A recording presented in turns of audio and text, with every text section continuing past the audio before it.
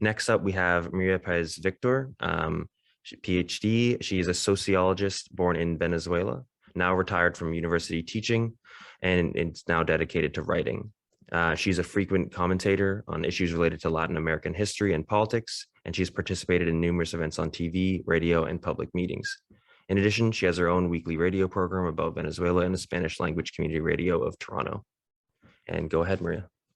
Thank you. Thank you so much. I totally agree with the speakers, Brendan's comprehensive exposition and Ben Norton's brilliant historical exposition of the CIA. I really salute you both. My intervention is a bit more humble and narrow. I wish to mention briefly some key aspects about imperialism today in this 21st century, but concentrate on its relation to Venezuela. So it's more like a case. First of all, imperialism involves the desire and the ability of one nation to overpower, dominate, or persuade other nations to act in the best interest of the empire's own aims. So imperialism today is a new colonialism that does not necessarily take over militarily large tracts of land or peoples or nations, but seeks to destroy the sovereignty of established states, weaken them, impose a tutelage over them in its quest for natural resources, advantages, and hegemonic power. Today, a new way of waging war has been added to military war, the hybrid war. That's economic, diplomatic, legalistic, mediatic, and is equally lethal. Now, there's only one empire right now, and it's the USA. And it's intent on remaining so, on being the one hegemon, the superpower with its firm allies in Europe and Canada. It is the only nation that has about 800 military bases around the world. The USA has the largest armed forces in the world. It's the #1 arms manufacturer and seller in the world. And war has been its main instrument and business for most of the 20th century and now the 21st. Consequently, Washington's foreign, diplomatic, economic, and financial policies are no longer different from its military objectives. The private and public spheres have also been greatly combined with the militarization of its foreign policies, and it cloaks a profound class struggle, domestic as well as international, counting on the formidable power of corporate media. Now, empires try to mask their military power with its autoritas, the narrative facade about the empire's worth, quality, superiority, benevolence. It provides an apparent reason for its domination of other peoples and nations. You see, empires cannot hold their power just by force, as that would be prohibitively expensive. They need to convince other nations to submit. This is its ideology, its superstructure that masks, upholds, promotes its military infrastructure. The USA society, historically, culturally, psychologically, is steeped in racism. So obviously, also its hegemonic ideology. Now, Washington has lost a great deal of its hegemonic aura after a slew of failures and lies. Vietnam, for a starter, and the non-existent weapons of mass destruction in invading Iraq, of futile wars and endless coups d'etats, interference with other nations' governance, and its trashing of international law when it suits them. In other words, the ideology of the empire has worn thin. Now, whether Washington likes it or not, a multipolar world is emerging, and the empire's ideology is not so believable anymore. Now, capitalism is in a stage referred to as corporate capitalism, but which Hugo Chavez ingeniously called savage capitalism, and Washington is its main exponent. It's characterized by the preponderance of corporate finance and speculation. It's only marginally bent on producing and satisfying citizens' needs. Labor and its representatives have been undermined, marginalized, criminalized even. The corporate market largely determines political decisions, thus undermining democratic institutions such as parliaments, political parties, the law, judicial power, all of that. And corporate unrestrained power has led to widespread inequality and political polarization, as Thomas Piketty has most clearly pointed out in his famous book. So domestic autoritas is also fractured within the USA. Chris Hedges even considers that the USA today, and I quote, is in the last stage in the emergence of corporate totalitarianism. Finance capitalism adds nothing of value to the real economy. It's a casino capitalism made possible by degrading the institutions that guard the common good: education, health, unions, even law. There's an inherent contradiction between the single-minded search for profits of the corporations and the protection of the social common good, most especially the democratic good. Corporations are not democratic entities. They defy real democracy and dominate the nation states. Their power meshes with that of the US empire. In other words, you cannot disengage corporate power from imperialism. Now, a reality that is often overlooked is that today's main industries, arms, energy, and telecommunications, cannot exist in a financial vacuum. They need specific natural resources from the extractive industries: petroleum, lithium, rare minerals, coltan, and other ores. The great economic powers in the North, the USA and its allies, but the grand bulk of the absolutely essential natural resources are in the South. Thus, a new colonialism emerges, camouflaged with all sorts of smoke and mirrors: free trade that is not free, promises of trickle-down investment that never trickle, a supposed humanitarian intervention to protect human rights, only some of them, help nations develop only where convenient to their enterprises, and to teach other nations about supposed rule of law, which is their rule, and even promote NGOs to protect democracy and the environment, while actually these NGOs are spies and saboteurs. In Venezuela, from 2002 to 2012 alone, the National Endowment for Democracy gave $100 million to create 300 opposition NGOs. Now, the uncontrolled expansion of corporate capitalism, which euphemistically or cynically is referred to as progress, is necessarily predatory. Its insatiable consumerism, rampant industrialization, appalling individualism have catastrophically injured the natural world, polluted land and water, caused climate change, increased species extinction, depleted biodiversity, and is leading us to the sixth extinction if not stopped. Natural resources seem to be viewed as the right of the North, not of the South, where they are found. This divide is profoundly Eurocentric, classist, and racist. A shocking example is the 2010 European Commission report on critical raw materials for the EU. In a matter-of-fact bureaucratic vocabulary, it unashamedly defines as environmental risk the following: the measures that might be taken by countries with the intention of protecting the environment, and by so doing, endangering the supply of raw materials to the European Union. That's all they care about. They don't care about the environment. The most people, of course, severely impacted by this natural resource devastation in Latin America are the rural campesinos, the rural people, and the indigenous peoples. Now, the most important geopolitical area that Washington believes is absolutely necessary for them to dominate is Latin America and the Caribbean. Not Europe, not Canada, not Asia, not Middle East, not Russia, not China. In this region, the USA has overthrown, destabilized, or invaded about 90 nations since 1900. Every progressive leader or reformer has been killed, opposed, or deposed by Washington, and the victims among the people are countless. As Atilio Borón points out, there are no Monroe doctrines for any other part of the world except in Latin America. The USA considers it their backyard, or as ignominiously Biden has said recently, trying to soften the insult, its front yard. The farce of the USA being any sort of defender of Latin America from European threats, as the Monroe Doctrine spouts, was showed up as a lie when Washington backed the UK's unconscionable war against Argentina over the Malvina Islands, the Falklands.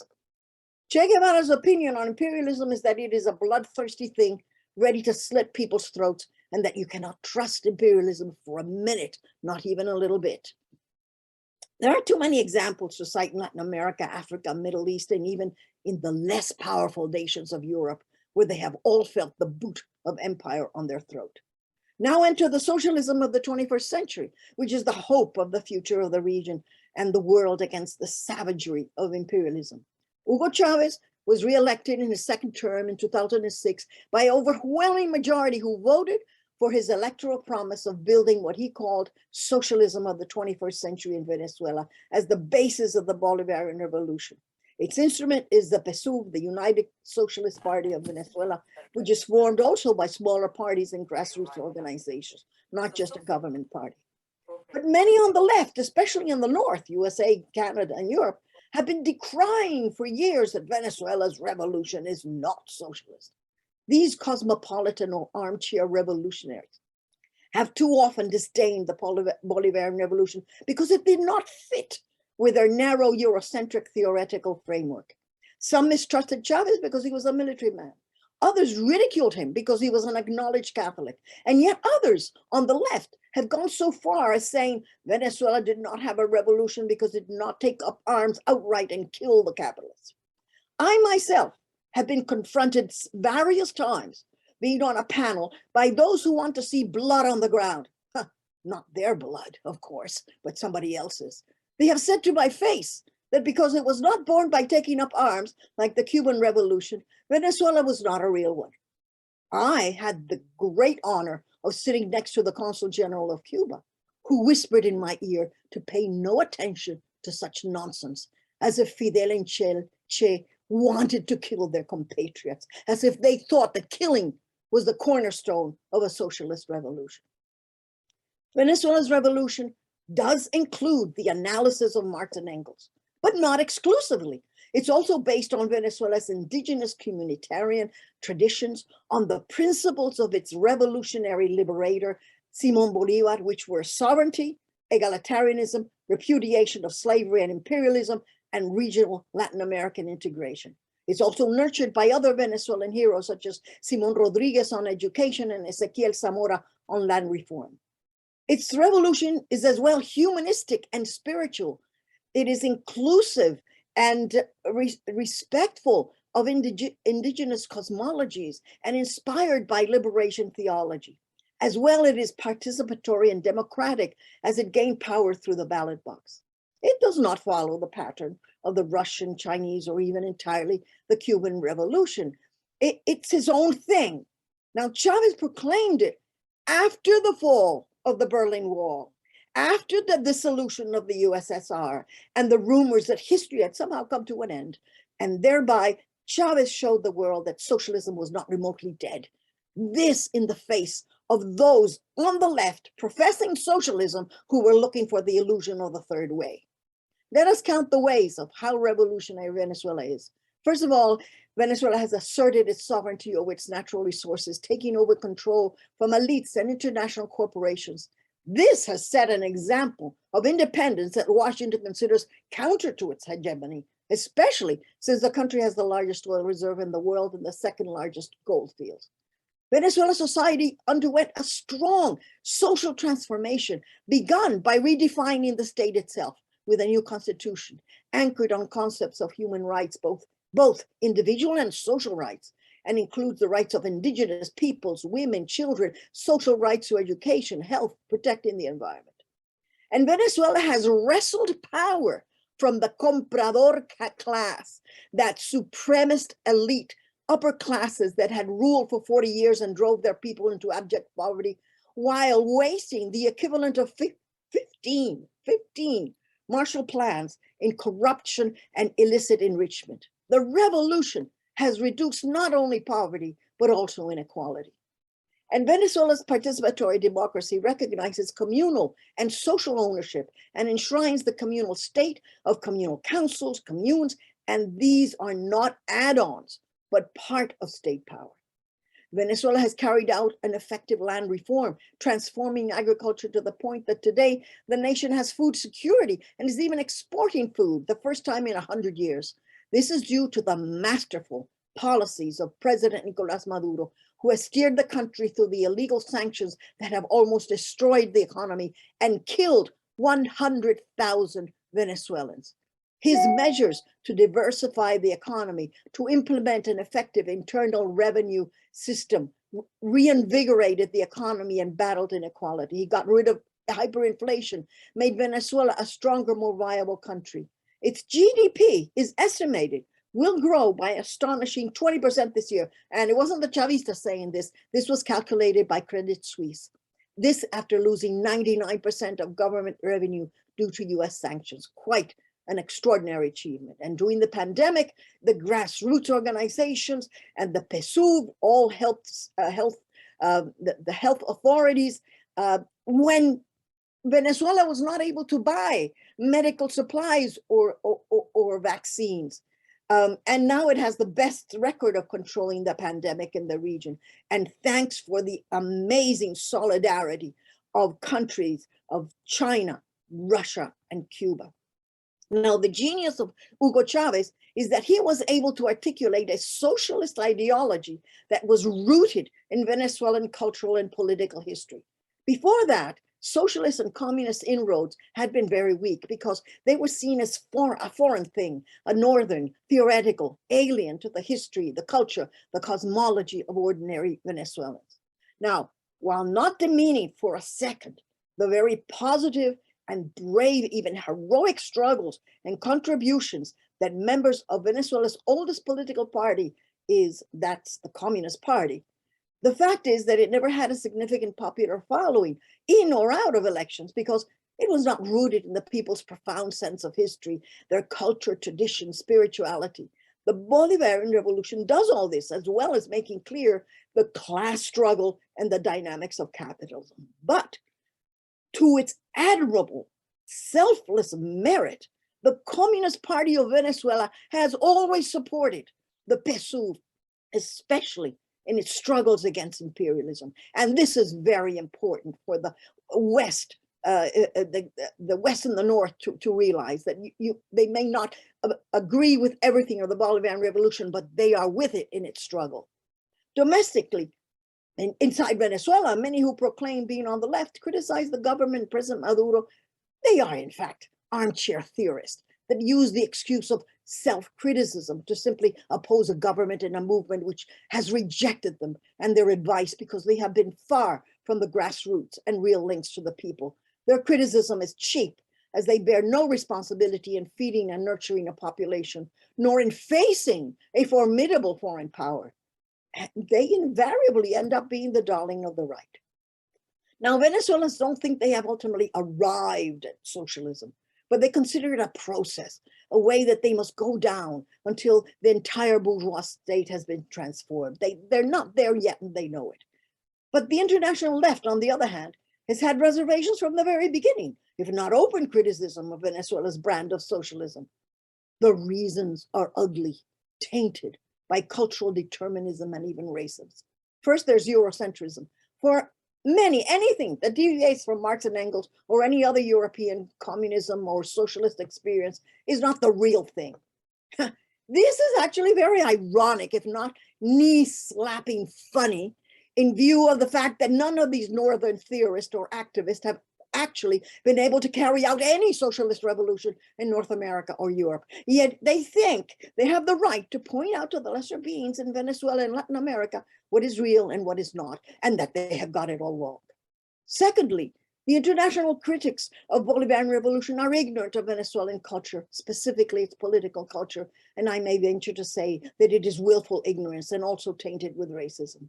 And thirdly, many on the left have not fully understood that there is not one road to socialism, but many, that Venezuela revolts at the thought that it had to pattern its revolution on one unique pattern, on a foreign strategy, and give up its idiosyncrasy, its identity to create socialism.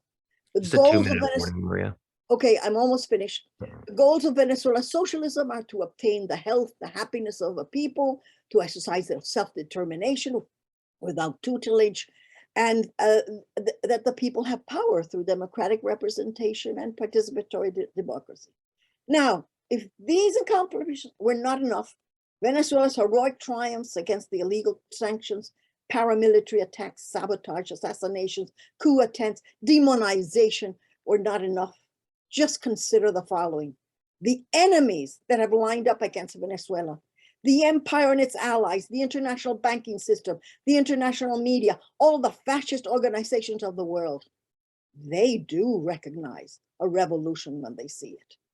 Now, despite such formidable challenges, Venezuela has prevailed and triumphed, and today is a more unified, stronger, more economically viable, and more politically determined socialist nation. So Venezuela must be doing something right.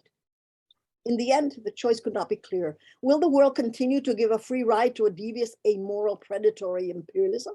Or will the freely chosen revolutionary socialism of Venezuela that feeds, shelters, health, heals, clothes, inspires, and defends its people be given the international recognition and solidarity that it deserves as the road to hope, peace, and justice in the world? Venezuela's answer is the same as Cuba's. Venceremos. We will prevail. I'm Michael Hudson. I'm appearing here for the International Manifesto Group. If you like this video and ones like it, please subscribe. For more information, go to the address on the screen.